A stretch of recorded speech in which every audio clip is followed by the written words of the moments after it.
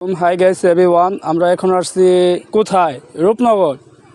যে রূপনগর যদি কেউ আসতে চান সাভার বাস স্ট্যান্ড থেকে, তাহলে আপনি বললে হবে বাস স্ট্যান্ড থেকে বললে হবে নামার বাজার যাব। নামার বাজার থেকে আপনি চলে আসবেন, বললে হবে যে রূপনগর যাব, তাহলেই নিয়ে আসবে। আপনি ভাড়া রাখবে, রিক্সায় যদি আসেন সেক্ষেত্রে 40 টাকা।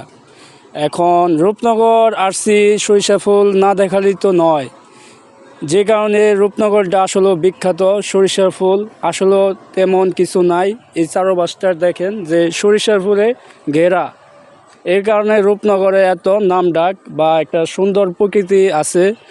এখানে আসলে একটা অন্যরকম একটা ফিল পাওয়া যায়, এই কারণে রূপনগর বিখ্যাত হয়েছে।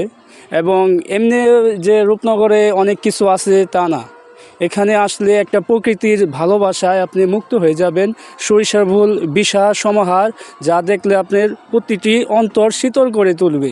এই কারণে আমাদের মূলত রূপনগরের আশা।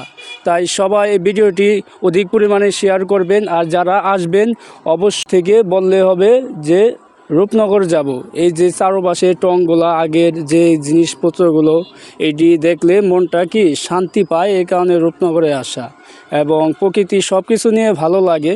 এই কারণে আমার ভিডিওটা সবাই বেশি বেশি শেয়ার করবেন এবং আমার চ্যানেলটি সাবস্ক্রাইব করবেন। আপনাদের ভালোবাসায় আমি সামনের দিকে এগিয়ে যাব ইনশাআল্লাহ।